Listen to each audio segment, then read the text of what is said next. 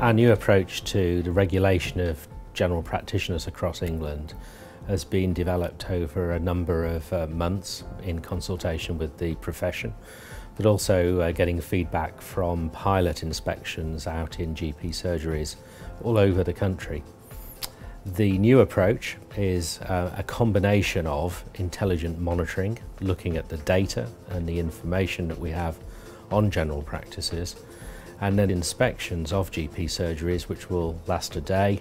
When we put the data and the information together from before the visit, together with the information we'll get from the visits to the practices themselves, we'll come up with a rating. So what's new is that we've got information, an inspection visit, and then together we come up with a rating, and that's basically the new approach.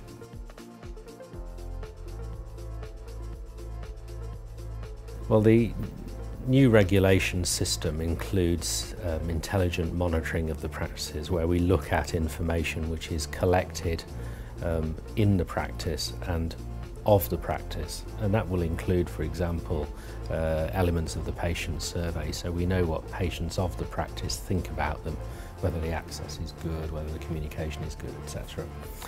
Once we've got that information, we will go into the practice for a day with a visiting team, and what we ask is based on a series of key lines of inquiry, and we cover a whole series of issues.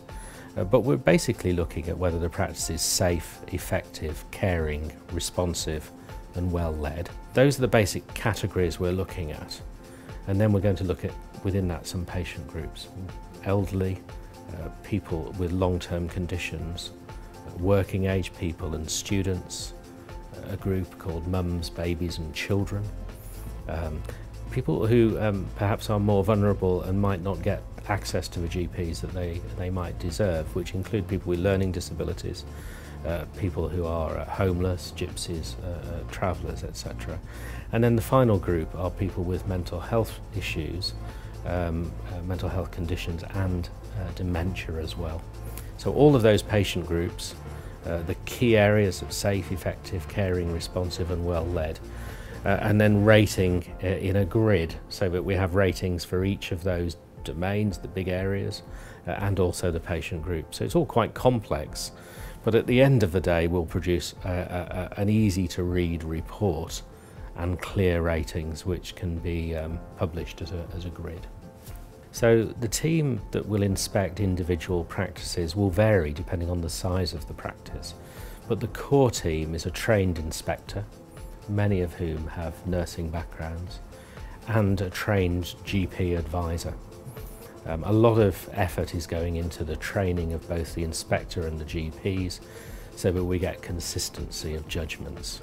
But in bigger practices, or practices where we think there's an issue, we will also send in addition to those two, a practice nurse and a practice manager, and in some cases an expert by experience, a patient who's got experience in general medical practice. So ratings is such an important part of what we're trying to do. So in order to rate a practice, we'll have data and information, but we'll also have the information we glean from the inspection.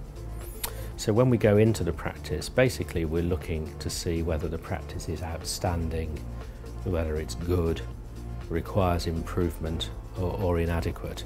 But we're focusing our teams on good. So we will look at the practice to make sure it's good, and if it's good and pretty obvious, we'll then move to look for evidence for outstanding. But if there are concerns, we'll then look to see whether it requires improvement, or sadly if it's inadequate, which will be a small but significant number of practices.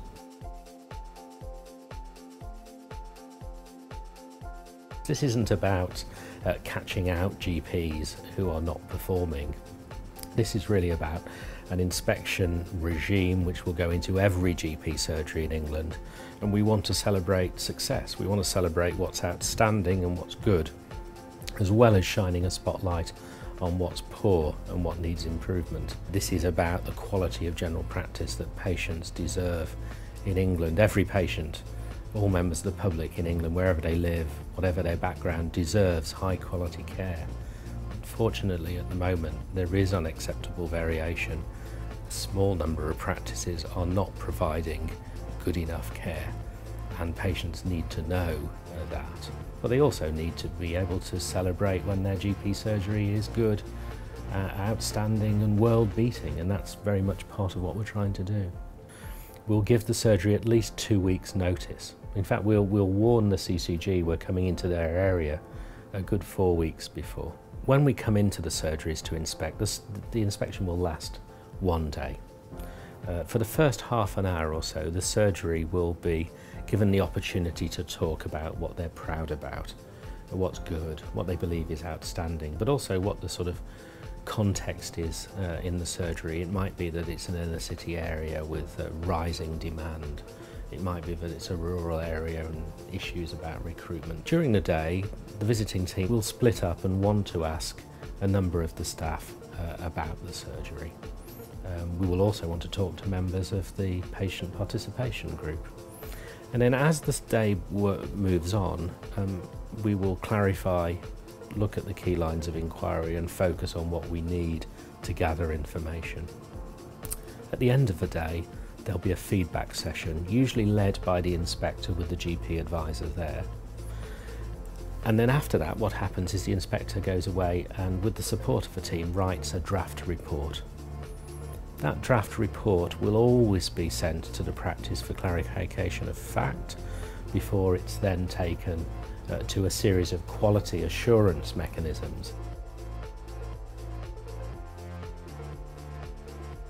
The GP surgeries who will be inspected, and GP out of hours services as well, will be given all of the information that we have about what to expect. It'll be published on our website, and we're publishing them as a series of handbooks. So there is a handbook looking at general medical practice.